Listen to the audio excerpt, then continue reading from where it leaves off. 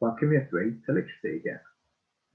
We're halfway through the week, and so far we've thought about the character of the boy in the story, did a super storyboard, and then yesterday you started writing some of your story starts. Now have a look at a couple of some of your good story starts in a minute.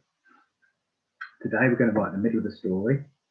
What we're going to do after we've shared the story starts, we'll look at some success criteria and the help sheet, and think about how we can use some of those to make our writing come to life today.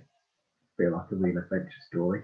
I've written a short passage already today, save us time. That was a long lesson. And we'll look at the bits that I've managed to do that follow success criteria. See if you can have to go in your writing today and get on with doing your exciting middle of your story. So we're going to go over now already to the PowerPoint presentation.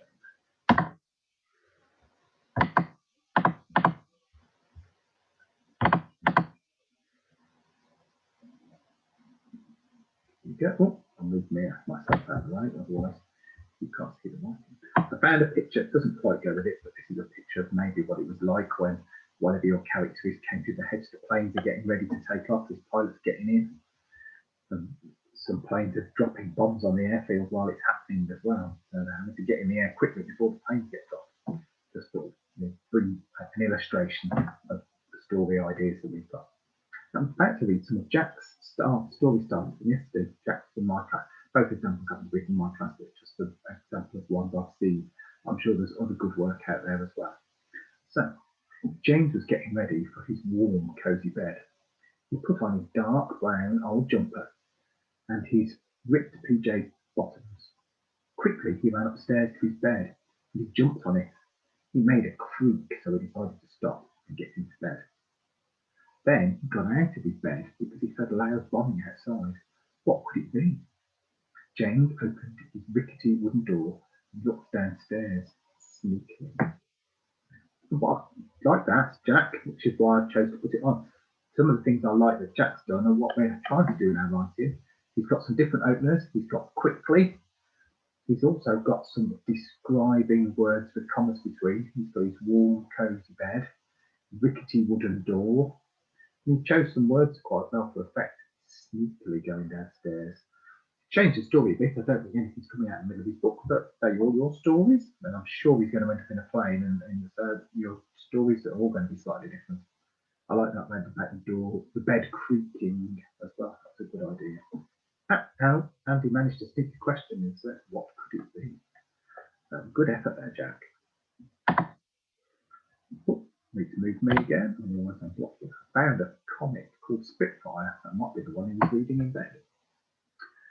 Pacey did a whole page. We're only going to put the second half of Pacey's, because Pacey did the background of his character already, and his character is called Jack. That's interesting, because the last person's work was called Jack. Some good openers in here and some good language. I like this. They've had a bit of help from Mom, but between them, they've done a super piece of work. Unlike London, the ginormous farm had lots of green open space. Jack was amazed how much green grass he saw.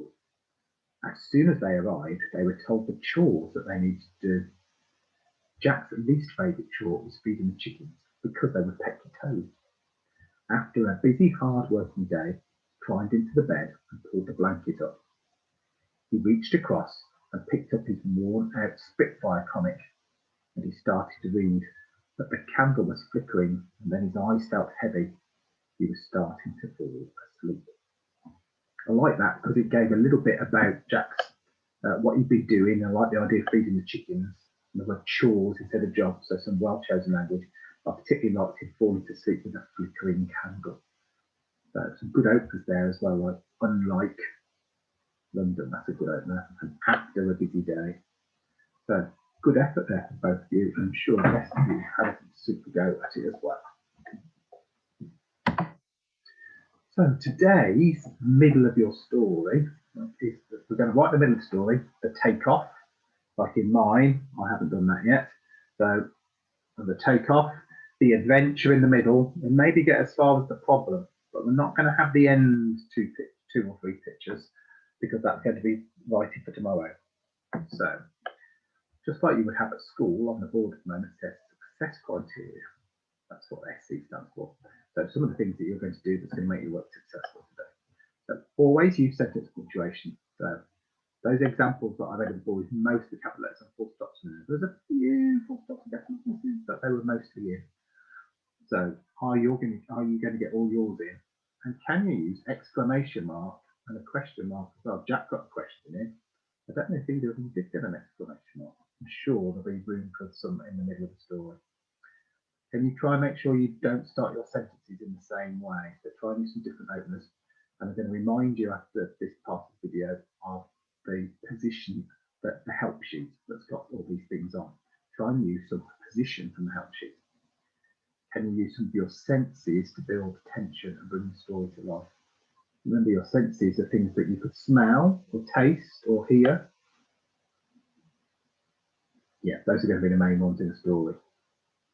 And finally, are you using some conjunctions to extend your ideas? Remind you, and I'll show you on the help sheet at the end what conjunctions are in case you've forgotten. And so I've just written a little, I haven't done the whole of the middle of my story because my stories probably have too much writing in it again. So I'm going to read a little bit of the middle of my story and I've already written it. And then after I've read it, we'll go back and look at the different things I've coloured in. That hopefully show some of the things you're going to try and do in your life. Now, I've called my boy Frank because my grandpa was called Frank and he flew in the war, not in the Battle of Britain, he was in bomber planes, but that's why I stole this name for the story. Frank could hear his heart beating with fear, even though the blur of the propeller and the rack of the engines was deafeningly loud. From below, he could see 3 Messerschmitt 109s approaching him in formation. What could he do? He was on his own, so he pulled the joystick fully back so that he could climb out of their way and into the cloud above to hide. However, it was too late as they had seen him already, and they climbed almost vertically behind him, with him in their sights. The unmistakable sound of their machine guns approaching and getting louder made Frank's hands sweat as they closed in on him. Without warning, this was quickly followed by popping and cracking as several speeding deadly bullets punctured jagged small holes in the plane's canvas wing. Was this it? Would the plane keep flying? And I don't know what's going to happen at the end of my story. Maybe it's going to crash, maybe it's going to explode. I'm going to have to decide. I think I said I was going to go back to my story plan and was going to fall through the clouds, but that's part of the middle of my story. Now, if we go back to the success criteria, one of the things was use different openers for position. So I do have that. I've got the planes are approaching from below in green. And I've got some different store openers as well, so I'll give a bit of variety. Without warning, something's happening suddenly. It's another word for suddenly, really, and lots of use suddenly in the story. Maybe try something a bit different today. However, it's a bit like a dot, but you can use it to start a sentence and it joins ideas together. So he was climbing out of their way into the cloud of the dots. It was already too late, but I put a full stop and I've started with, however, it was too late as they'd seen him already. So it works a bit like a dot joining ideas together. I've also mentioned how he's feeling, and I've shown you, I haven't told you, I didn't say he was frightened and I didn't say he was scared, but if his heart is beating with fear, I guess he's frightened. And if his hands are sweating, I guess he's probably quite scared. So I've mentioned how he's feeling, but without actually saying the feelings words. It's a bit of a challenge, but try and get some feelings words in and see if you could do what we call show me, don't tell me, but I've shown you how he is. Let's look at some of the other colours. I've managed to get some questions in like Jack did. Then they're his thoughts in the story. So he's thinking to himself, what can I do? And he's also thinking, excuse me, I'm trying to just get this off the screen. There you go. What could he do? What was this it? What did he mean by that? Was this it? It means is my plane going to? Am I going to die? There's a possibility in the Battle of Britain. Was this it? And then maybe is my plane going to break now? It's been shot. And in actual fact, you could fly a damaged plane and still land it, depending how badly damaged it got. Would the plane keep flying? Those are his thoughts. So I've managed to write them in as a question. I've also got mentioned the senses, like I said, the blur of the propeller and the rattle of the engines. Those are noises and things you can see and sounds you would hear, and I said they're deafeningly loud. So I've managed to get some senses things in there. In dark blue, I've also managed to get in some of the words off the sheet that's to do with wartime vocabulary. So Messerschmitt 109, I've called it the name of the plane. I've used the word formation because that describes the pattern. And planes climb and dive, they're good words to get in that show rather than just fly. And machine guns, well, that definitely tells me we're in a battle if they've got the machine guns in. So don't forget to choose wartime words as well. And I feel pink, that's the last one I haven't done. We've managed to get some description in as well.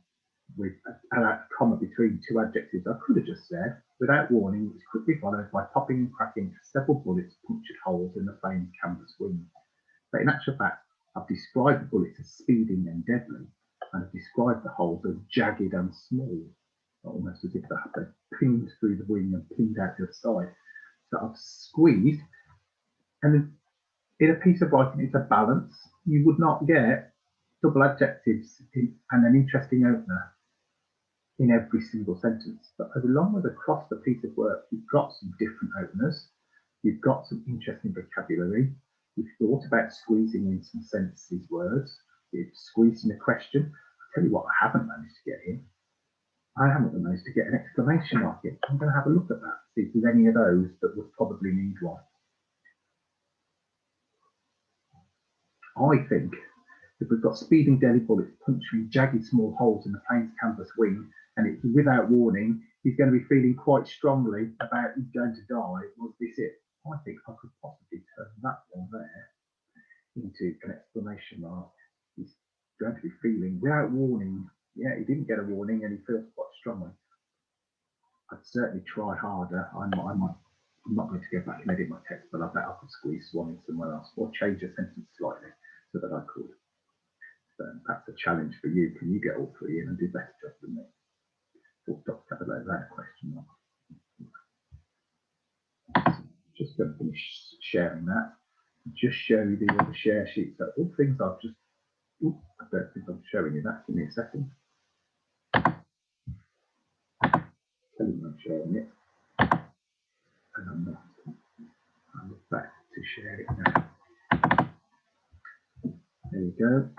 We'll be experts at this by the time this finishes. So we've got all those things I've talked about on this help sheet. Some of the useful topic words.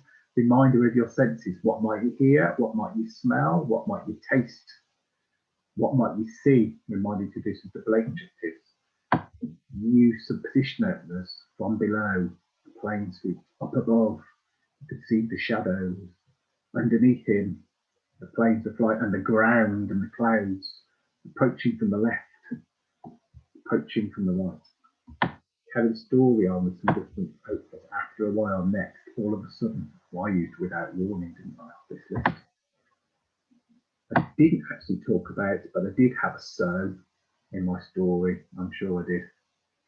So think about making it exciting. You want the reader to feel like they're in the cockpit with the character, feeling scared, excited, full of panic, relieved when things go well. And you've hopefully made them like your character before they set off on their journey in the story. So, as you can tell, I'm rather excited about this story, and possibly because my grandpa used to fly in a plane, I should imagine. But I'm looking forward. I know some of you have been excited as well, so I'm looking forward to seeing these stories, and I know your teachers will be too. Don't get to the end. Remember, leave some of the story to still write tomorrow, and then you're doing the story ending, and then just a quick check to make sure we've not made any careless mistakes. I will see you tomorrow and look forward to seeing some of these stories.